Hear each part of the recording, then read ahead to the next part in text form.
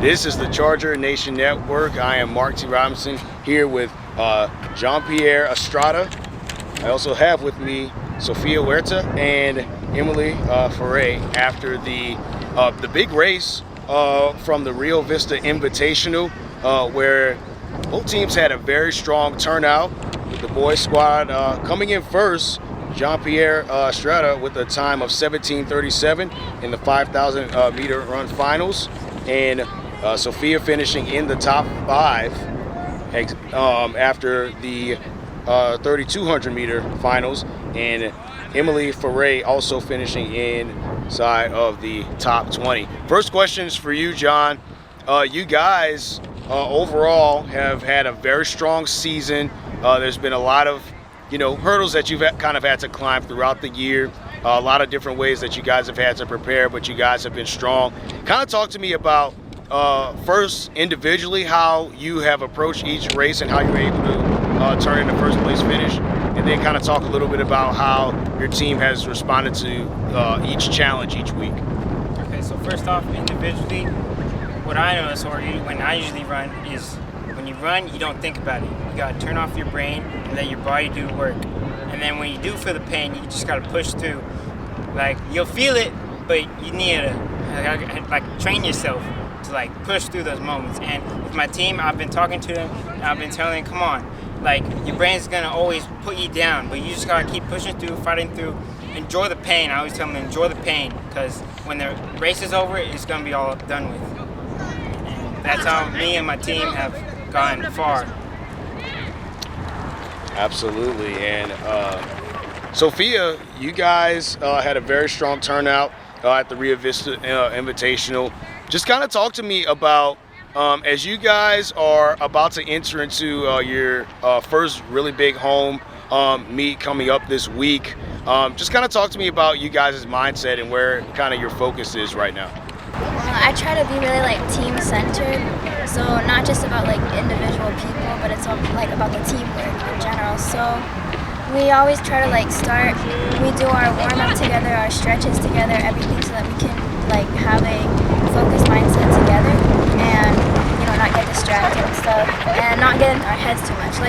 Having a routine that we do before every meet kind of helps the nerves to calm down a little bit. Absolutely.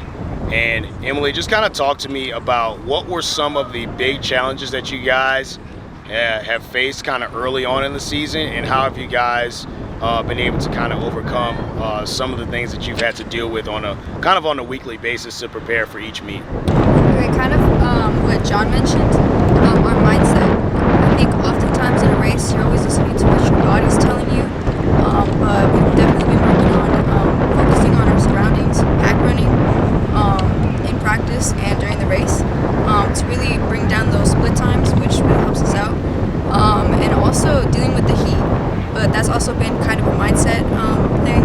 So just really getting in that competition mode. So yeah. And each of you guys can kind of answer this next one, starting with you, John. Whenever you finish with a big race or anything like that, is your mindset always to kind of, okay, let me see what I can do to knock out, get these times lower? What can I do to improve kind of my stride, or what can I do to improve my technique? What's kind of the first thing you think of after a race to improve? The first thing I usually think of at a race is I look at the times and see where I got it, and then I compare it to other times. Because usually when I start a race, I try not to think about the times, I just go run. But after, I can evaluate and see what I need to work on to improve throughout the week and for the next cross-country meet. Same thing for you, Sofia. What was the first thing you kind of look at after a big race? Yeah, so I know I speak not only for myself but for the rest of the team. We all we're never fully satisfied with it. And I always think of my competition during the race, oh, I couldn't pass this girl, or if I had pushed a little harder, I could have passed her. And I have that mindset, so that next time, while I'm running, I know that it'll be worth it in the end, even though it'll hurt. It'll be worth it to just push a little more past that extra person, and it'll help in the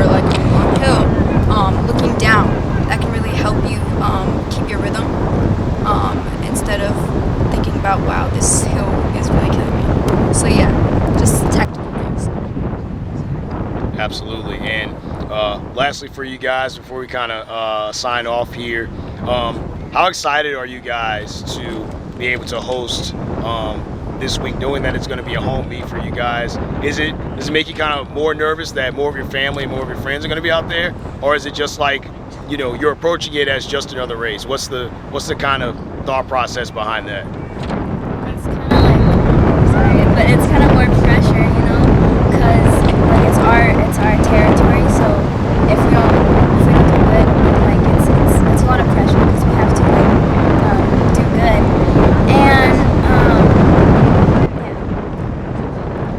Also, it's because it's our second king meet we're gonna have, so you're kind of used to it, but then you think about the competition and that kind of like unsettles you. But no, you just gotta focus on that. This is our terrain, this is our home. We got this, and just push through and give it all you've got.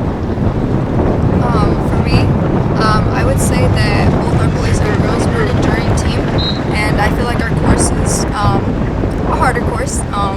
Normally, most meets are held in flat terrains. We got a lot of hills, so I feel like we got that fire in us. Our course represents our teams, so it's a little bit of pressure, but I think we're going into it with a little bit more fire. All right, thank you guys. Anything you want to say to the Charger Nation before you sign off? Anyone? Thank you for supporting us. And stay tuned for regionals. All right, you heard it here on the Charger Nation Network. This has been boys and girls cross country as they get set to host this Wednesday their second overall home meet of the year. So stay tuned, guys. We'll be back on the Charger Nation Network with more.